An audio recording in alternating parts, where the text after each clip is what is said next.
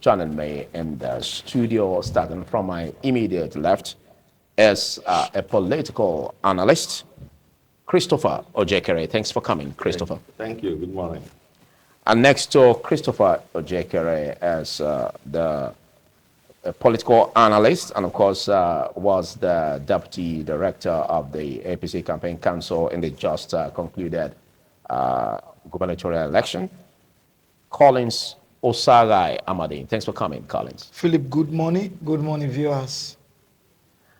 Of course, we have a legal practitioner in our midst, as you know. We're going to be basically critiquing that as we have here. Barrister Sonny Daudu. Thanks for coming, Sunday. Thank you very much. Joining me via is a social media influencer and, of course, a policy analyst, Frank Ehilson. Good morning, Frank, and how are you doing today? Okay, as we get internet connectivity on that, we're going to be bringing you, Frank, to join us in this conversation. But let's quickly start off. We'll look at the AT administration of Governor Obaseki. And of course, it's been a bumpy ride, but again, we must also look at the opportunities that we had, in the course of Governor Obaseki coming on board. Christopher Ojekere, what will you say, or how do you describe, the achievement so far that will be standing as a legacy that we'll be leaving behind for Edo State? Well, every administration has its own paradigm on which it runs. Godwin Obaseki, in my considered opinion, is one of the best governors that this nation has seen since the inception of democracy in 1999. Now, when Obaseki came in as governor, the temper of the state is the kind of temper we have seen in the last few weeks since September 21st announcement of the results. Everyone who lived in Edo State then knew that they were living under tension from non-state actors who were larger than government, so to speak, in their activities. Because whatever they did, nobody curtailed them. Non-state actors who were making billions from no productive processes, and who were celebrating it by buying houses in Houston, in Texas, in Dubai, and they were celebrating it. We have it on good authority that the same non-state actors severally has shot, even at Government House. So the morale of Edo people, the dignity of Edo people, as represented by their government, was in the doldrums when Obaseki came. The first thing Obaseki did was to make a pronouncement. Government House was for government business. If you were coming into government, you are not coming into government to make money. Government business is not for making money. If you want to make money, go and do business outside. That pronouncement alone, backed by the character of Obaseki in pursuing it in his pattern living, which those who worked under him saw and had to align, changed the face, first of all, of governance, changed the dignity of the Edo man. Before Obaseki came in, the most common reference to Edo State, outside of this state when you went out, was Italo people. Anything that is derogatory to show that here was the headquarters of all sorts of derogatory stigma. Obaseki went against that stigma. And by today, Edo State has a different reputation outside of these shows. Okay. They have just given him at the national level the most digitized governor of Nigeria. So when you are talking about achievements, paradigms, and legacies, you look at it holistically. For me, these things I have said are even more important than the physical infrastructure, where he comes second to none in the entire country in terms of physical infrastructure. I've not entered the productive economy, which he built, which are legacies that have employed jobs and created economic basis and resources for the next government. Where do we generate enough IGR to transform the state if you know how to manage resources? Now, Obaseki dealt with that, and he entered into the civil service reforms. Civil service before Obaseki was the most demoralized, the most demotivated civil workforce you have in Nigeria. And Edo State was being known and called by the name civil service state. And when that civil service situation we had in Edo State is the metaphor, then you know what Edo State was in the ratings of people outside. Okay. But Obaseki came and started a reform. He introduced digital governance, technology. The world is going technology. Yesterday I was watching Elon Musk parading AI that could do anything. Obaseki keyed the civil service, keyed the government house, and keyed those states, so to speak, into technology. That is a legacy you can't take away, that has the potential for the multiplier effect that you can't even imagine. When you introduce technology into the way of life of people, he brought technology into education, he brought it into the civil service. He introduced e-governance, so that we now started to run our government by technology. Okay. Our civil servants were introduced into technology and given tabs. Some of them have never handled such tabs for the first time in their lives, not to talk of know how to operate it. 3/4 of our civil servants now are almost tech experts. Okay, I think it's a whole lot, because Yes. if we were to go on and on, I think it may almost be an endless list. Big thanks, Christopher Ojekere. But while you had that, we are opportunity to also have connectivity with the social media influencer and, of course, policy analyst, Frank Ahilson. Good morning, Frank. And how are you doing today? Good morning. I'm doing very good. Great. All right. Before I come back to you, Frank, let's quickly have what you have to say. Collins Osagai, you have been on this road, and you remember vividly even when the predecessor of Godwin Obaseki as governor, the former two-term governor of Edo State, Senator Adams Oshomole, when he was relinquishing power, to the successor, he said that the successor was the brain and engine room of his government. And you just heard what Christopher Ojekere, listed as the contributing factors and, of course, the achievements so far of Godwin Obaseki. He would have continued more on that. But what do you see? Do you see this as a record that is so high that the incoming government may find difficult to break? Thank God I was in that administration of Comrade Adams Aliyu Oshomole. We all knew. I hold no apology to that. That he said all he said about Governor Godwin Obaseki just to appeal to the conscience of Edo people, because there was one slogan then that he was an imported fellow. He wasn't here. He wasn't part of us. So where is he coming from? So he needed to wake up a statement that will help the people receive Governor Godwin Obaseki as it were. Probably that was why he said all of those things he said, and which have always differed. We know once in a while he comes to government house as usual with the MOU system of being a consultant. But to say he did the job we did, that was quite unfair to us as at that time, which we also told the governors at there, while the campaign was going on. But sometimes, politicians, when you want to deliver someone, you go to the extreme to really want to say all you need to say to appease the conscience of the people. So are you saying he played politics in that regard? Of course, it was a political statement. Yeah, it was a political statement. And I'm sure. Okay, but if you tally that with the development so far, because we because we also look at the aspect where even in the economy, records have it.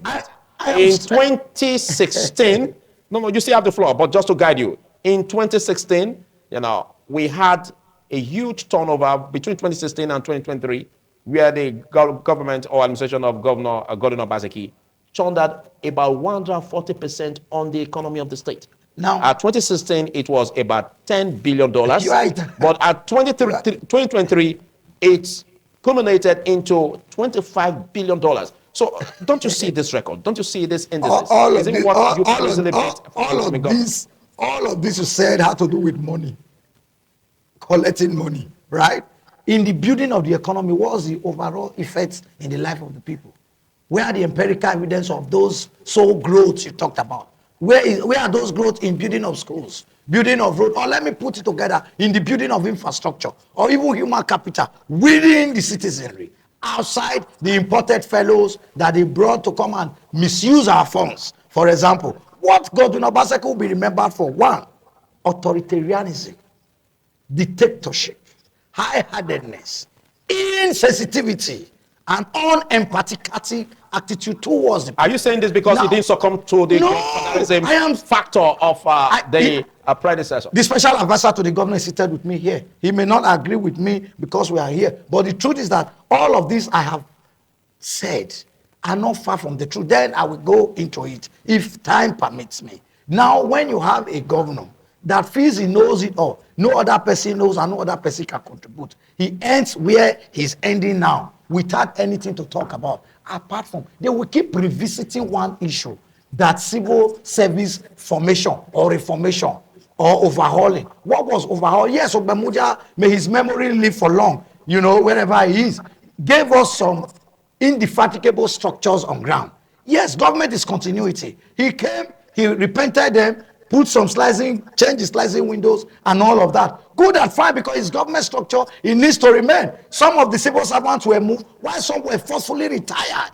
And he brought in short, even those offices we are talking about are being occupied by some young people they brought from Lagos and Port Harcourt, as it were, to take over the job of the civil servant. And now let me tell you, we can't continue to live in deceit. When the new administration comes in, you will know and you will hear better of all the ills that this government has constituted. Now, for example, we have School of Nursing, where the governor had to import an Igbo woman to come and be heading it, where we have professionals in that field, for example, who could help us do and get revenue and still use it within the Edo life. Now, this person that she brought in has been in a hotel for over 7 years, paying millions of naira. This woman could not rent a flat or urgently build a place maybe with 3, 4, 5 million, but she's living in a hotel. I'm talking about School of Nursing here, Edo State School of Nursing, and there are many of them. Now let me tell you, you already know the ease and what this governor has done to us when he leaves.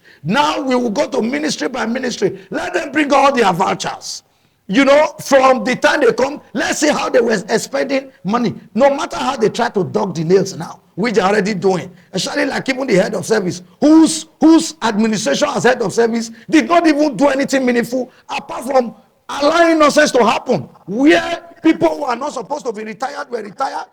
Most of the civil servant cases are in court. Or are you not aware? Civil servant taking government to court on the ease of Governor Godwin Obaseki administration. Now we want to talk about infrastructure. Can you tell me one modern thing, one modern road that you can talk about with walkway, for example, or street light that he built, not the one he removed and gave it to another contractor to come and replace? Like if you talk about street light, they'll tell you, oh, they did some street light. There were street light when he was being handed over to. Let me tell you, there were street lights in Sakbombaro, there were street light in Ababa, there were street light in Saplero, there were street light in Airport Road, there were street light in them Iyeya, and all of you. Many of them are not even working, couldn't change the bulb. Now the water fountain where our visitors, whenever they come, they realize we take them as a way of tourism. He has since collapsed it and turned it to a dustbin. But however, what he will be remembered for, from the very first year he started his government, he fought cases, he fought APC, he fought PDP, he fought traditional ruler, he fought Christian religion, he fought school system,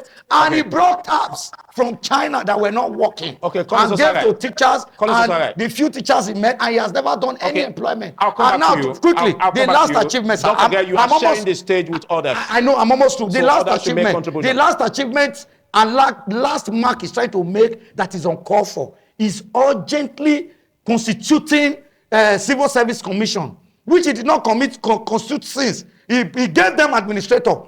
All this while he gave them administrator. He by force somebody to be ruling them. Now, just yesterday, now he want to start constituting. Because, do you know why? Let me tell you. Those small boys with briefcase that he brought from Lagos, he want this head of service to put them into civil service and infuse them. We will not allow it. Okay, Collins, well, I was expecting you to refute that claim, you know, that I just said, as regards the churning out of huge amounts, over 140% on the economy of the state. But I could see you dragging on that, because if you look at what transcends from 2016 to 2023, churning out the figures from $10 billion to 25. That's not what you wish away. But let's get your thoughts on that, Sonny. Because some have said this is quite enormous, and we should also at least give some, kudos to those who deserve it. What do you make of the administration so far? Admittedly, in terms of revenue generations, of course, he was able to improve on the revenue profile of Edo. But his argument is that that revenue generation did not transcend into developmental projects which you can now assess the government. That, yes, of course, there is increase in internally generated revenue, thankfully to him. But how does that internally generated revenue, increment internally generated revenue, trickle down to the common man on the street?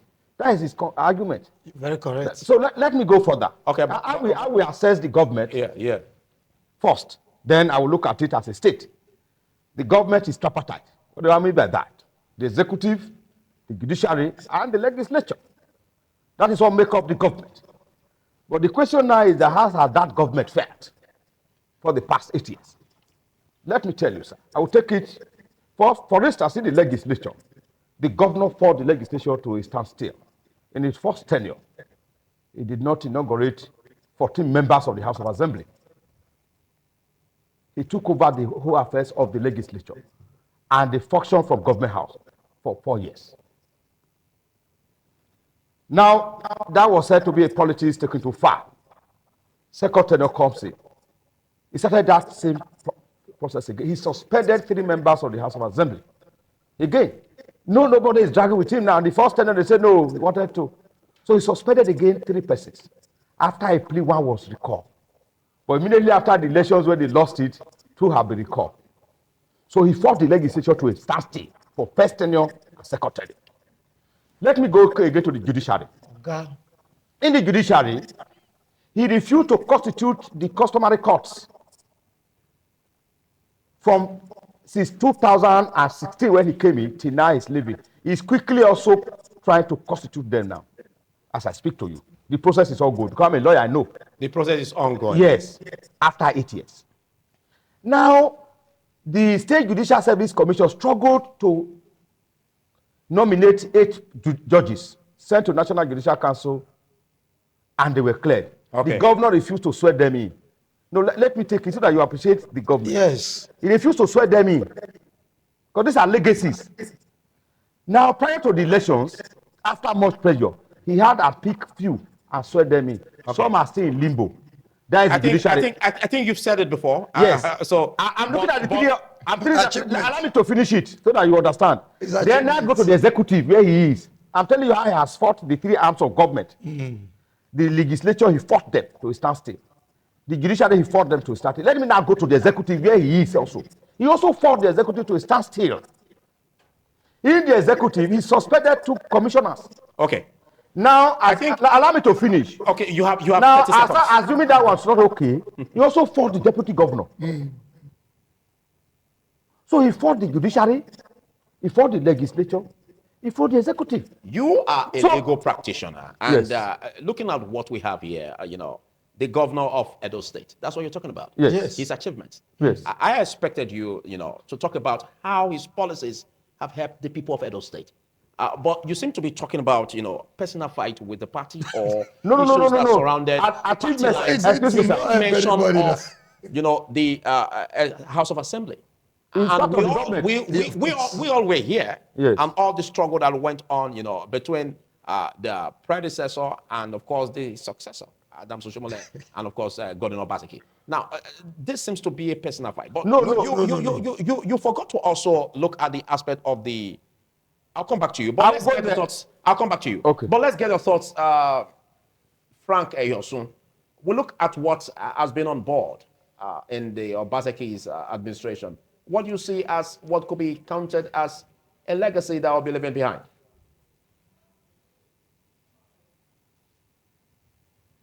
Okay, I think we are having issues with that, but as soon as we get established connectivity. Okay, over to you, Frank Eyosun. Frank Eyosun, can you please give us your thoughts on the legacies that you see administration of Gordon Obaseki leaving behind for the incoming? Before I put forth my viewpoint on that, I'd like to establish a fundamental so that the narrative can be construed within a reasonable or defined perspective. You see, in my opinion, personally, in this Fourth Republic, it's quite a Herculean task to adjudge the performance of any administration, especially when expressed from the standpoint of critical evaluation on the plane of comparative analysis. I say that because in Nigeria, especially in this Fourth Republic, what we practice as presidential system of government is actually better defined as a totalitarian system where we have emperors. So I personally opine that people we call leaders in this country, presidents and governors, they are simply emperors at the national and emperors at the subnational level. And that is because in a presidential system where the legislature is merely a rubber stamp, there is a deficit in checks and balances. So it becomes seemingly foolhardy to do a critical evaluation on a normal basis with reference to comparative analysis of the prevalence of government. So I want to establish that fact before I speak on the question you asked me within the context of the Nigerian enclave. So if I were to give this title a different terminology, I would say it's a case of considering a departing or an exiting emperor and considering the prospect of the incoming emperor. Now, get my point. I didn't call them emperors because they chose to be emperors. My designation of them as emperors is because of what the system ensues. That's what the system is. That's what it creates, unfortunately. So, having said that, Obaseki, in considering the Nigerian enclave, like I said, has performed relatively well, especially when measured against his manifesto, what he said when he contested in 2016 and in 2020. If you peruse his promises, what he made commitment to in 2016 and what he made commitment to in 2020, you may not give him 80% or 70%, but he deserves a pass mark on a number of fronts. That does not remove from the deficit that pertains to what I affirmed earlier, which is repeat across the country as far as governance is concerned, where we have leaders who do what they want because they cannot be held to account. But in terms of comparing him with those before him and his peers as governors across the subnational, I will give him kudos. So that's why I said I needed to contextualize it. Because personally, if we were to go by critical evaluation based on universal standards, it would be almost impossible to give anybody in this Nigeria enclave from 1999 till date even a score of 40%, especially when it's straight from the fundamentals of democratic practice. Not my friend. I know him. I'm sure I hope you can get my point. We are not getting it. Go ahead, Frank. You are Rick Maroi. Go ahead, Frank. You Are you said done? Rick Maroi. Okay, thank you, Frank. I'll come back to you. Well, he said a lot, and we're going to look at what we have here because a whole lot has been said in that regard. But you heard what Collins Osaga said, and of course, Sonny Daudo. I don't know if you want to react to that because they say issues surrounding, fighting within the House brings disunity. And if you look at what transpired, can you say you give kudos to the administration of Governor Obaseki over the imbroglio that took place in his administration? All right, but there's a point you need to make, Philip, and that is that the concept of having an analysis of a past government and then expectations for the new is not a political contest where you approach from partisan pre-election, view. That seems to be Collins's preoccupation. And if I'm also going to look at Collins's trajectory, they seem to be coming in with the intention to be vindictive. Because every point he made, he would say, we will not accept that. And he's a very senior person in the campaign. He was a deputy director. I think what we are doing here, to borrow from Frank, if you take the universal standards and concept which Frank is preaching, Nigeria as a state will be written off the book. If you take the concept of governance as it should be and as it runs, even in Togo, Nigeria will be written off the book. So when you are doing analysis, it's always within this context of situation. Yeah. And how you are able to now manage that context of situation to the best possible, delivery. It's how we analyze you.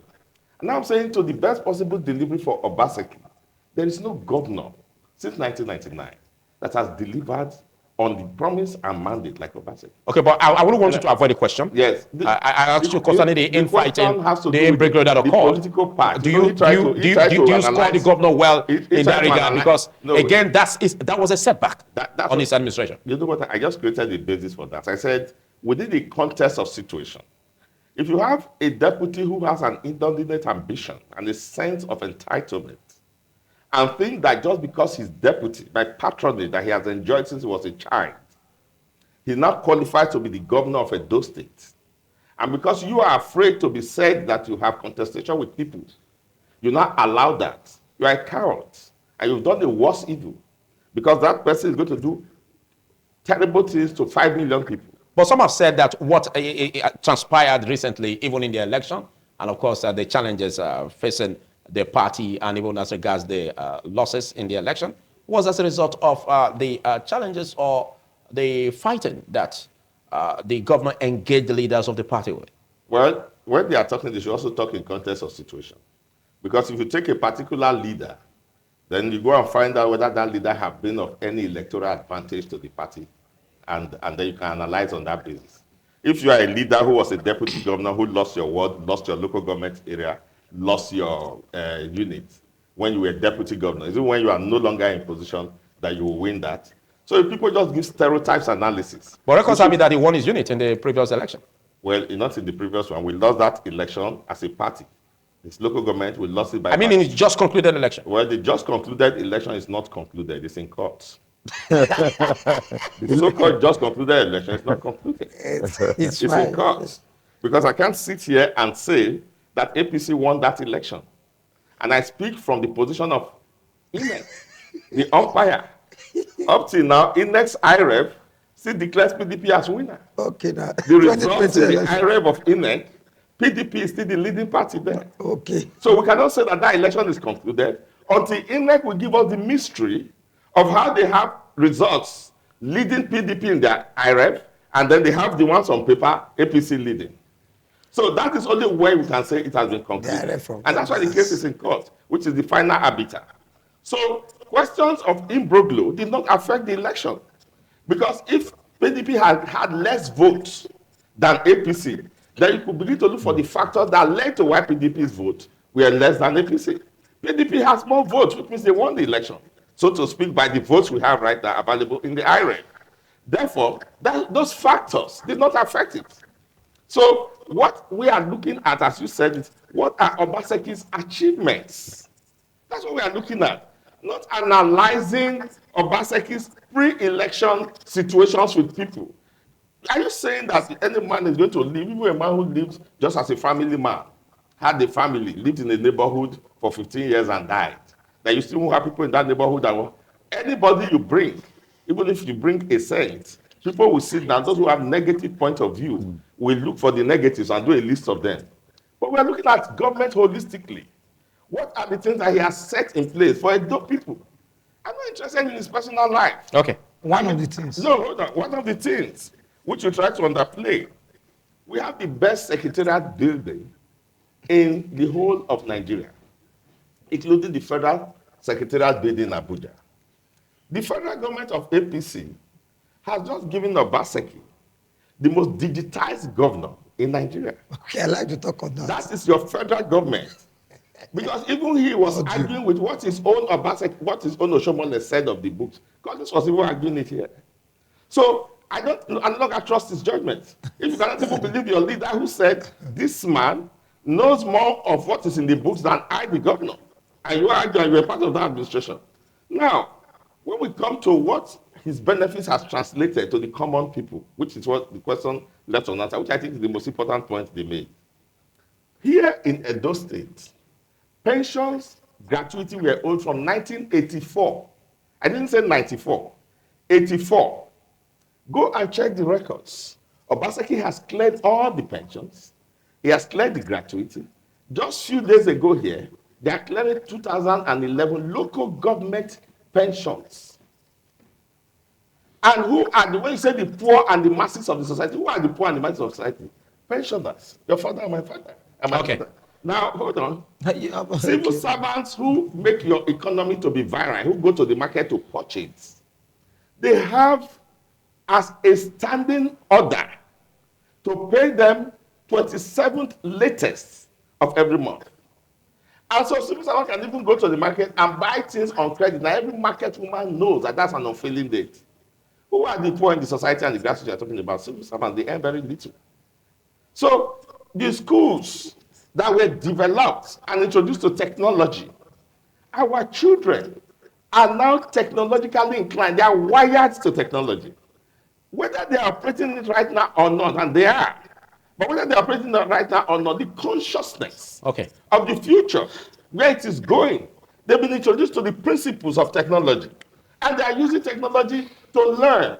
They will use technology to develop. Okay, they thank will you. use technology to do commerce. Thank you, Christopher. That's what we call legacy. Thank you, Christopher. Like I said earlier, you may go on and on to enlist that. But again, let's not also forget to critique the aspect of the Edo Modular Refinery and the Oshomo Power Plant. That has already, as people have it, it's already bringing some stability in terms of electricity supply to some parts of Edo State. But let's also, why you may have reactions on that, let's also look at what he just said concerning, the just concluded election. As even reports have it on the news that there's still some foot dragging by the electoral umpire to allow the parties, to inspect the materials that were used.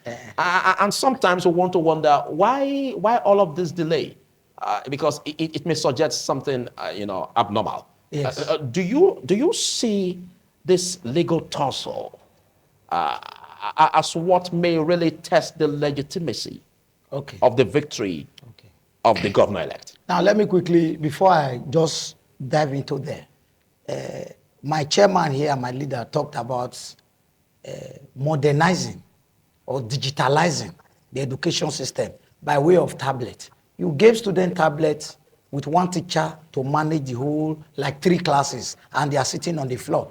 There must be one first step before another. So the first thing is for them to sit comfortably and have an environment that is conducive to which you advance. Then you employ teachers to which you will not be talking about a tablet. Not because you have a contract with China people to do a Taiwan system of tablet and you give them billions of naira and bring in fake tablets here that their battery will work for 1 week and they can't even find the battery to use in replacing them. So we have all of those information. Now he talked about the IRF. Now let me tell you, we are not talking about the IRF system that was packed to government house. IRF system that was packed to government house. For example, to which you feel you have gone to refigurate or configurate to your own pleased, and you now want to mix it up with that of INEC and assume. But however, but don't miss the question I'm asking you. I am coming, sir. You should let me start, because when you come in, I'm looking at how it says the legitimacy. No, when you come, I will seize my align. Now I am not saying he should not also forget that up to Supreme Court, it has said Nigeria have not been built on the ground that you must use the digital system in conducting an election, as it were, is alternative. The manual, Supreme Court to tomorrow recognizes the manual system of voting, to which all the agents have signed. That one is more authentic. So even if you have gone to do hacking system and you feel you want to use that, it will not work. We are past that stage, because one, your agent signed and assigned at each of the polling unit. But however, it's unfortunate that they are delayed, because you know what? Those that wanted to burn Edo down, burn Nigeria down, wanted to burn INEC down, they got resistance of their life. I believe you don't understand in total why this delay Now is let all me tell about, you. or what it's all about. That's what I'm telling Or you are now. trying to give it some flesh INEC that maybe the electoral umpire isn't even ready for the No, parties they to were inspect? ready. Do you know that some of our supporters that were shot, even close to INEC by some of the desperate people supporters, are in the hospital critically, All right. in a critical condition? We No, have- I have we not have- even answered what you have asked me because you are the one dragging me and you are not making me to answer. Now, what I'm trying to tell you is that we have all passed that stage. When we are through from the Supreme Court, we will know who wins, if that is what they think. But for now, we have the certificate of return and elected Senator Mode Okpebholo and Dennis Idausa, governor-elect and deputy governor-elect. So I'm sure by that time of the Supreme Court, we'll know who scored 3-0. Now, just to a little bit go further. When we say what should we really talk about this administration of Obaseki, good and fine. If they gave him wait and see. You He said it, built you said it all. road that went along You said with it all. him. I think you've said that. You've said that. I only asked you about the legitimacy test or that the legal battle will come up with. So I think you've That's why exhausted also it's 3-0. There is You've nothing exhausted to that. worry Okay. about because the Supreme Let's Court get your have proven viewpoint. that long Let's before. get your viewpoint, Sunday. You are a legal practitioner, and you see what transpired. And of course, do you see the incoming administration as what could enjoy or what may enjoy legitimacy in governance, as the result appeared to make him the governor-elect? Very well, very well. You see, the governor-elect, I will tell you, was divinely elected. And he had just legitimacy of the people. When you say divinely elected, I don't understand. By No. God or by the people? By the people. He also said by the people. I said divinely elected by the people to govern them at this point in time. If you look at the elections, you see, you know, I don't want people to go haywire and just make some statements. If you look at the results reflected the Central District's popularity of the candidates. Now, in Edo South, the PDP won. The PDP won. When you look at the result. In Edo Central, which is before now PDP zone, the PDP also won. But my brother is from Edo North. He knows that there is no PDP in Edo North. The few votes they got were bought. There's no PDP in Edo North. What do you have statistics? Do you have evidence? Now, so that the few votes they got Yeah, were bought. yes. Because don't forget, you are a legal practitioner. Yeah, and no, so I'm whatever telling you because I say was here in the feed. Maybe used against you in the Excuse me, sir, lockup. I was in the feed. I was in the feed. I am from Ward 6, Ikao. I was in the feed. So if you look at the results from Edo North, there were results that showed that the PDP has no stake there. What now? Even in Edo South, Now, they what was the reason? Use the power of Let me tell you, sir. He is here. There is no presence of governors in Edo North from this administration for 8 years. If there is, they should measure it while they were campaigning. To say this is what I did in Edo North. The promises he made in Edo North too, Industrial Park, airport, they were not so. Modern school. They are not there. So So they don't know people were neglected for the past 8 years. Okay. So it was a vote. Allow me to finish, sir. You still have the floor. Yeah, it was a vote. It was a protest vote from Edo North. Okay. Let's look at the incoming administration of Mode Okpebholo. Yes, I'm going there. Senator Mode Okpebholo as the governor-elect. I'm going there. Yeah. Some have said that this godfatherism will be a challenge in his incoming government, and I don't want to sound pessimistic or join others in sounding that way. But don't you, from all indications, see the governor-elect as having many godfathers that may give him some challenges, in hitting the ground running? No, he has hit the ground running. That's what I want to start from. The man has started hit the ground running. If you go to the street, you go to Benin City now, the governor-elect has brought about 5 buses, which he called thank you buses, in the Edo State, that are already running free transportation. He has not gotten to the office. But if you go to this town now, the governor has hit the ground running, even though he's still elected. He has not been sworn in. There are buses, brand new buses. How many are there? Up to 5 that I have seen. major points. That he called thank you buses to Edo people. But we don't know how long that will last. No, they will go. Okay. Now, the policy of the state, as it should be, is that if you look at his thank you acceptance speech, if you watch him, he said that shortly after his sworn in, Edo State will now turn into industrial state or a construction site where you could see government presence in every nooks and cranny Okay. of the state. So the government that is coming is a government that will not be distracted. You know, it's a government that have evaluated, do an assessment of this previous government. We are not going to engage in any unnecessary fight. There are no godfatherism in APC. What you have is that you have political stalwarts, who of course you can lean on if there are challenges.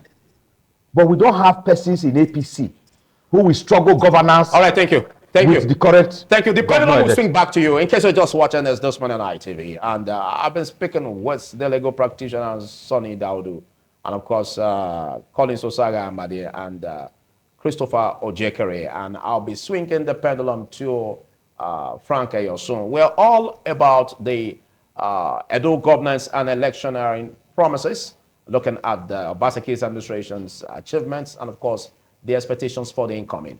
And you agree with me, a whole lot has been said concerning, the forthcoming of the governor-elect. Even when the campaigns were on, it was a difficult task, to hit the media, the electronic media, to, intimate his policies with the people. But he is the governor-elect, and we continue to look at the challenges that the adult people may be faced with in terms of insecurity.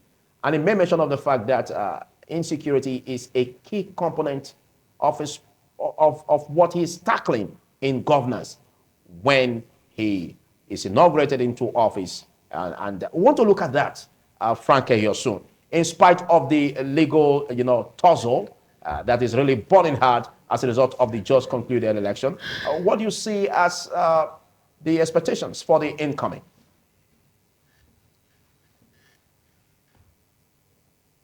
Frank, over to you, please. Can you hear me? I like to go by what the patriarch affirmed over.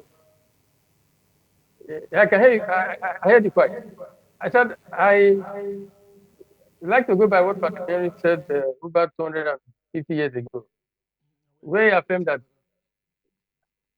there is no means of judging the future or predicting the future but by events of the past. So, like I maintained from the outset, I think the governor would perform as much as he could in line with the promises he made to the people in the course of election. The deficit in the presidential system stands out, which gives them advantages. That's why I started from the outset by saying that it's a case of an exiting emperor and an incoming emperor. And so, in a system where a man is totally in charge, we are at the mercy of whoever takes the ship of state. So, nothing holds the governor back from doing whatever he chooses to do. That is the truth. So, all his promises he made, he can execute them if he so chooses to execute them. So, I expect that he will go by them as much as he could. There is no due oversight from the legislature. In fact, in Nigeria, there is seemingly no legislature. So they are free to do whatever they choose to do. A nice emperor or a nice governor can take due advantage of that and impact on the people's life. So with Monday Okpebholo's emergence, and he's coming in a few weeks from now, he has a wide field before him to manifest all that he has dreamt of for the good of all and sundry in the state. Nothing stops him. That is the truth. Just also to get your contributions in that regard, do you see the number of godfathers, seeming godfathers in the party, that will be a setback or a clog or in the wheel of progress for the incoming Mondo Okpebholo's government? I hold a different opinion on that front. Godfathers are of seemingly no consequence. That is the truth. In Nigerian politics as it is today, especially as we have evolved now, the system only pushes up one emperor per time, either at the subnational or national level. The only time that godfathers seem to have influence is only because the godfathers could do anything. It was because the godfathers were using the influence of the superior emperor. Just like you had in Oyo State, the late Lamidi Adedibu. Lamidi Adedibu was not a godfather that could impact on Ladoja's administration because he was a godfather. He could only do it because another emperor who operates at the national level, then Obasanjo, was the one that gave him the backing. So, but that is not quite the case anymore because right now, the impact from those levels have been minimized. So we only have a single emperor per time that operates. So I can tell you for your child, except Okpebholo chooses to swim in the pool of any godfather he is inclined to. No godfather can make him do anything. No godfather can make him do anything. He could respect them, no doubt. But to say they will now influence him or impose views on him, it's not possible, except he chooses to cater out to their viewpoints. That is where we are present in a democratic evolution. Okay, Frank, so can you also make attempt on the aspect of the legitimacy test that this legal tussle may bring on the incoming? You see, the legitimacy test, as it is one of the unfortunate gap that we have gotten to wear over time. We have gotten to wear over time as a nation. And so it is what it is. There's a case in court, people are contesting it, and there's a timeline. The court of first instance will take about 6 months. The other will take about 3 months, and the Supreme Court will do what they need to do. We'll know whoever it is that the judgment of court will affirm as the winner. For me, I am disappointed in this entire process because it is a show of shame that in Nigeria, in this day and time, elections are still not the core factors in terms of the premium placed on suffrage. That people's votes cannot determine who becomes their leader. It has to be a decision made by a few persons in certain court of laws. It is a show of shame. Now, coming to that issue again, I recall when Ojekere talked about the IRF factor. You see, some people are having a concern that what they call IRF, because I'm trying to create a balance between what Ojekere said and what Amadi said, Comrade Amadi. The results on the IRF are not different from the results that were signed or assigned to the agent, that were sent by the agent and the presiding officer are given to the agent. Just to create a balance between what Amadi said and Ojekere said. IRF is not accessible by anybody but by authorized INEC staff. So the only people who could upload results of the IRF are those who had the beavers. There is no other means by which anything could be uploaded to the IRF except by the beavers. And nobody has access to the IRF but for INEC, who is the supreme authority that oversees the election process. So if there is a distinction between what is on the IRF and what was declared, it would be highlighted in the court, and I'm sure that evidence will be proffered. Whatever comes out of it will be brought to the public domain. But like I said from the outset, it is a show of shame that at this stage in our political evolution, simple votes by people can barely determine who wins. Not because it's not possible, but it is happening because the system does not want the people's votes to count. I'm not speaking on the side of PDP or APC or any political party. I'm talking about the system generally. All right, thank you. And the danger is that a few years from now, you'll be amazed that we'll not have up to 10 or 15% voter turnout. See this last election. Where did they go? Have a voting population of about 1.1 million. To make your final statement on this edition. But quickly, let's come to you and let's look at the olive branch that has been, extended to the party. And even right from time, even when the governor-elect, was declared the winner of the election, he was saying that he was expecting the candidate of the PDP to at least congratulate him as a show of good sportsmanship. But again, some have also said that this aspect of, the party going to court, could also come with some surprises because, like they always say, that if you are grieved, go to court. Are you not also cautious of the fact that this may be a fight that may not lead anywhere? All right. Please, before I answer your question, let me thank the lawyer who confirmed that PDP won in Edo South and in Edo Central. Once you win in Edo South, you have won the election. By what percentage? Hold on. Three votes difference. The demographics show that the voting population of Edo South surpasses Edo Central and Edo North put together. Christopher Ajekere has the floor, please. Yes. Let him finish. That's the voting demographics. Okay. So I don't need to comment further on that. Okay. I'm happy that he knows that PDP won in Edo South and won in Edo Central. Okay. So I'll leave that. Now, the question of legitimacy is not a question that is determined by what you call stereotype rhetorics. We're into serious business here. If Edo people had kept faith with the candidate of the PDP and the umpire had reflected that in the technology Nigeria provided to improve the integrity of our elections, and you have not been able to resolve the obvious differences, it will be foolhardy for the candidate of the PDP to be congratulating you. Because as I said here, that election is not resolved. But as law-abiding citizens, the process open to us is to go to court, and we have gone to court.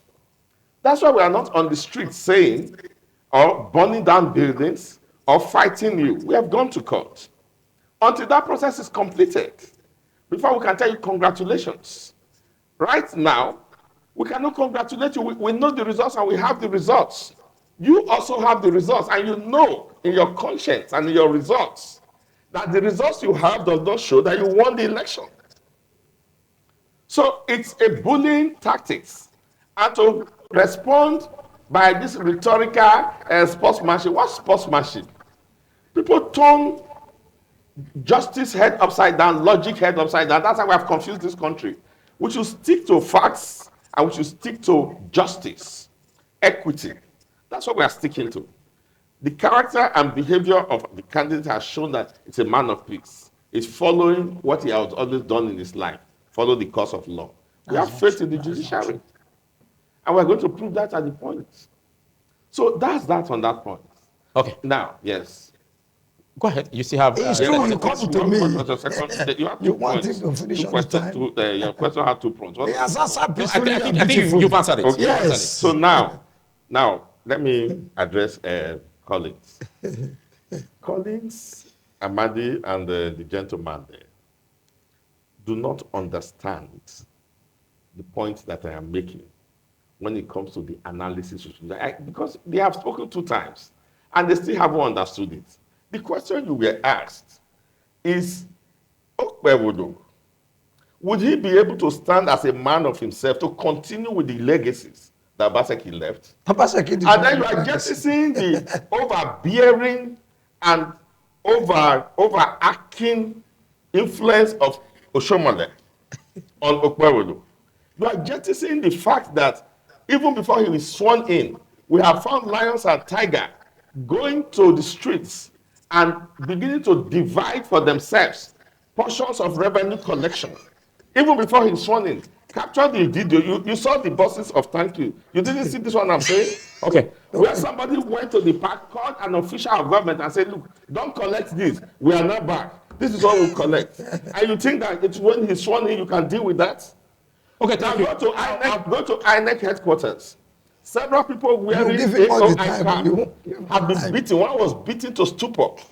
Have there been any comments from the candidate? Okay, thank you. The point we are making is Thank that you. this hegemony surrounding him is going to Thank you. hamper his Thank you. administration. Thank you. Let's get your comments in 2 minutes on what Not you 2 see. minutes, so it's always not 2 No, minutes. hold. What you see the governor-elect, Monday Okpebholo, as he hits the ground running after he's been inaugurated, what you see that he will do to redeem the promises that he made to the people. Now, he's very aware of the pain of the people.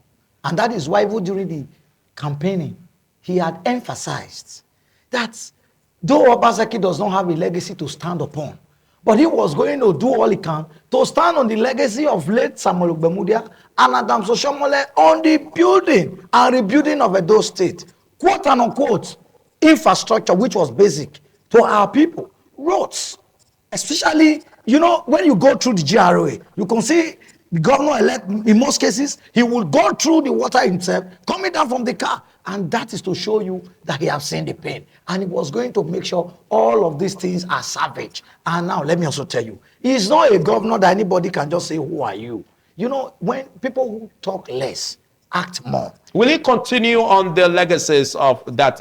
You said there was nothing he left behind. No, or he's leaving behind. for Godwin Obaseki, Okay, there's no legacy. now, can you categorically say that there were no infrastructural development? They wash away. Have you forgotten the Edo modular refinery? Have you forgotten the Oshomo power plant? Now they say you always say government. No, you see off the floor. They say government is a continuum. Some have said that is in the practice of some politicians not to continue from where the previous stopped. Now if we go by that, who suffers? The people. Now let me answer. What you see as projects that it will continue. Let me answer now. Of the administration of Godwin Obaseki. Good. You talked about the modular refinery. These are public business, a public and private partnership business. The only quota Edo State government have in all of this is just the land. Which other one did you talk about? You talked about the Oshomo. Oshomo was not even initiated by Godwin Obaseki. It was Adams' administration that started Oshomo arrangement. Okay, but I'm looking at the continuity of this project. Let me tell you, because they are private-owned entities. So Edo State government had nothing, no role to play, apart from to take whatever benefit comes for them. I said that because I wanted you to bring... Excuse me, Collins. I said that because I wanted you to make practical example of the projects that you think that the government under, Monday Okpebholo will implement for the pleasure or for the purpose of the people of Edo State gaining. Not necessarily for fighting parties. It's not fighting. That is what I'm telling you. Okay, you now say Senator Monday Okpebholo should come to Comrade Osaya kitchen, for example, and come and be consolidating on it. All he can do is to take his revenue, for example, through my tax. Now let me tell you. I'm saying, will he continue the projects? Okay. Will he continue the projects of the Obaseki's administration? There is no project that to present continue. are unfinished. That's why I told you that there is no project to continue apart from wait and see of tying road 3 days after water will wash them away. He is coming to build a new standard infrastructure. He's starting all over from where the other successive government. Okay, we are running off. Final comments. Your final comments. That is the problem. I don't usually have time. You still have the floor. Now let me tell you. First, for a government to do well, it must have his party strength and backup. And that is why any true media will pray that our party as APC in Edo State must give the incoming administration the needed strength, just the way they galvanized support, went all out to making sure he gets this victory. They must give him the needed support to do. Now, for example, when you talk ordinarily before, administration is under party peril. You see party playing pivotal role to making sure, that administration to which the party name gave them that opportunity succeed. And that is why we are praying that our party system will help this government to succeed. Quote unquote, for example, you earlier said government is a continuum. And that was what you said. You said it earlier. Yes. So the simple question I just asked you, what are the projects that you see the governor-elect, Senator Monday Okpebholo, extending of the administration of Godwin Obaseki? And you have not been able to practically say anything. I now said, because you said there's nothing to continue. Yes, I now said, apart from investigating all of the ills, for example, there is nothing empirical that I can say. What you are categorically saying that the projects, for Waterstone project that Adams initiated that was abandoned will be continued, because that is the only visible thing that I can tell you. But now, for example, I was trying to highlight how party can assist. Just like when you see APC at the time, after Godwin left the party, it scattered the party, and some persons came up and started grooming the party. That is the way government act is. You can see, for example, in Ovia Notice, for example, our party was completely down. You see, when we gave one young man Oscar, for example, an opportunity. I'm trying to make an instance. I'm talking about people-oriented projects. What I'm telling you, just the way party was scattered by Godwin Obaseki, the way government have also been scattered, party will join and come together and rebuild the system. There's no legacy. Let's get the comment, because there's no legacy. This is a program that the people must benefit from. Sure. Now, we're having people in government not to serve themselves or to fight parties or opposition, but to service the people. That is the basic reasons why they are there. Otherwise, we won't be here talking or wasting time. Yeah. So let's look at the projects. You see that Senator Monday Okpebholo should continue Obaseki's administration, because it will be embarrassing, and of course, it will be seen as not being factual, like you said earlier, if you say that there was no positives on the administration of Godwin Obaseki. Okay, thank you. You know, there's a transition program already. The assets and liabilities of government will be handed over to the incoming government. And the government will carry out an assessment of projects that are capable of being sustained and projects that are capable of not being sustained. So, for instance, if the government reveals that there are some projects initiated, for instance, the digital economy, where you can now do business digitally, then the government may sustain such projects. But any project that is not beneficial to the people, the project will be stopped. But before I continue, let me just react to two issues that the committee raised. First, Obaseki is always people gratuities. My mother-in-law retired in 2014. She has not been paid her gratuity. It's not correct to say has paid gratuity. Don't make such things. Government is a continuum. Yes, no, I know. I'm saying when you say they have paid gratuity, when you say they have paid all their gratuity, let me react to it. Okay. My immediate brother is a retired headmaster. He has not been paid his gratuity. Okay, thank you. Let's quickly round up. No, let me just quickly round up. Thank you. And the second aspect he mentioned about the elections. Elections are won based on the number of people who came out. Not based on the number of people who reside in a particular place. Yes. For instance, thank you, Sunday. Give me 1 minute. For instance, I'm giving you 15 seconds. In Garrick Memorial College, the minimum of people who vote in one unit there is 96. But in this election, it's 26 people that came out to vote in Garrick. Okay, thank you. In Unibe here, we have over 5,000 that vote there. Only 35 people voted. Thank you, Sunday. Thank you, Sunday. Big thanks, Colin Samade. The population of the South now and of course, big thanks to you. Voting demographics. I wasn't even talking about the voting. Thank you. Big thanks to you. Okay, just the numbers.